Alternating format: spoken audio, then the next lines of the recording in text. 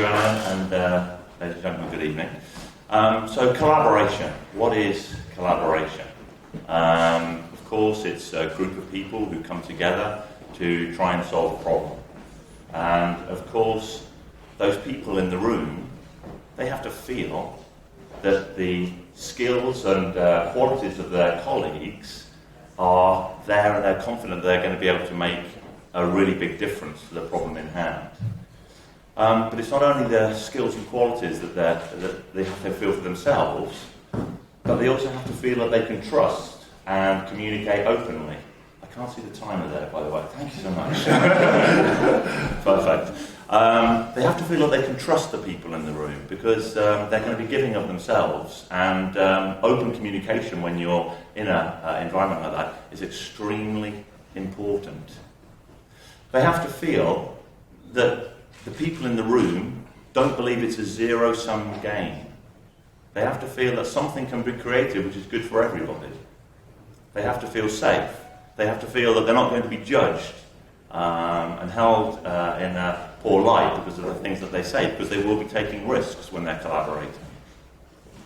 And most of all, the most important thing, I think, is for them to feel that there are no hidden agendas in the room. When people feel that there are hidden agendas in the room, things go on a very different and a very bad route. So I would say that's my gold standard for collaboration. Now, in my organisation,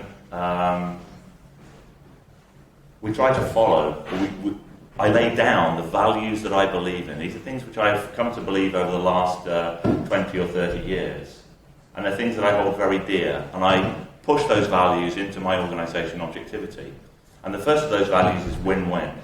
This means winning for everybody, whether it's the suppliers, our families, our clients, of course, the shareholders. So this win-win is a fundamental ethical framework that we run our business by. And then we have 4 supporting values, which are people, integrity, excellence, and agility. Now, what does this mean for collaboration? Why do I bring these things to the table right now?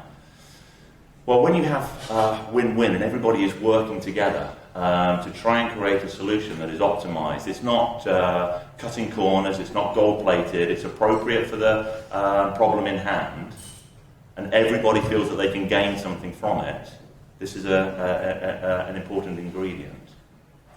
Our value of people has 4 sub-threads to it, which is attract, recruit, develop, and retain. So we try to attract the highest quality people we can.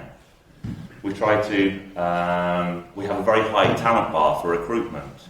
Of course, we try to develop them once they're in, and then we keep them. And this has a number of important factors for collaboration. One, it means that our people are here for a long time, and they get to know our clients. They get to know how to work with them. They get to know how to communicate effectively with them. And when they're in a workshop together, they know who they can rely on and who's going to be the good person for bouncing off new ideas. And this all helps collaboration. I said my next one was integrity. So integrity, of course, is honesty, sincerity. In my organisation, in my life, I try to make this a binary thing. It's not we try to be a bit honest. We try to be completely honest all the time. You know, even if we think it will be a bit uncomfortable. Even if we think it will hurt us. Even if we think it could destroy us. This is the rule within our organisation, that you tell the truth always. And perhaps my colleagues at Volkswagen, where I used to work, would have done well to remember that. But anyway, that's another story, and we could talk about that perhaps later on. So integrity is critical, and this creates the feeling of trust, and trust allows open communication and people to work very effectively together. It's the second of our values. The third of our values is excellence. You know, and of course everybody says that what they want to do is an excellent job. This is something which is quite straightforward. What we try to do is we try to put things in place in our organisation that means that people have this continuous hunger. I'll continue. That we have this hunger for delivering an excellent solution. We put in place processes to make sure that we review the progress that we're making, to say, how did we actually achieve that last piece? Did we deliver excellence or didn't we? So there'll be a retrospective, there'll be planning at the beginning of it. We'll run through and then work out how we did. So excellence, the delivery of excellence, is something that in my organisation we take very, very seriously, and I take very seriously myself. The last of the values is agility. And I know this is really a buzzword, and it's difficult to pick up a management magazine or open a blog or listen to a podcast without having somebody talking about agility and the need for it. I would say I first became engaged with it in about 1991 when I read a book called The Goal by Goldratt and Cox, describing the theory of constraints. I strongly recommend it to anybody who hasn't yet read it.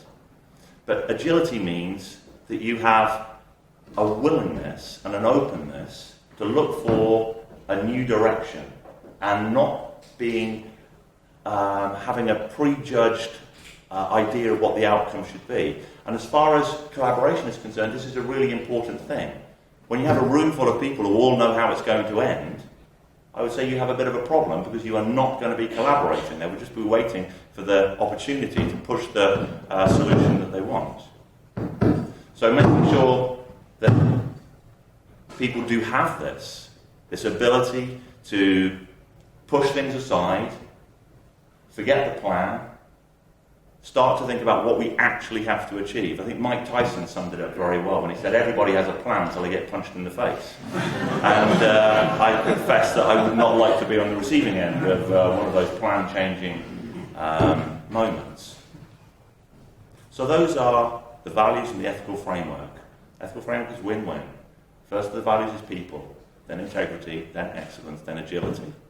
And I'm sure I missed out some of the points that I was going to say, but what I wanted to do was try to draw out from there how those things can impact on collaboration and how they try to create my gold standard. Now, what I would say is, my advice to anybody who's listening is, don't take my gold standard. Don't take this idea of people in a room who are confident of their own ability, confident of the ability of the people around them, knowing that nobody's got a prejudged or a prefixed agenda, knowing that everybody is able to deliver a great solution. Don't take that. Think of your own gold standard. And then try to think, have you got in your organisation all of the things that will help you to deliver that? And some of those things aren't easy. They're not easy to do. You can't just go on a quick collaboration course and then everything will work. It is hard. And of course we will make mistakes. But when you think about what are the prerequisites in your organisation with the people who you're interested in, what are the prerequisites for good collaboration, work hard to put those things into your organisation at a fundamental level, and I would say then you will probably have some success. So my gift to you this evening is the 1.5 minutes which I haven't used, so please use it wisely, and that's all I have to say. Thank you very much.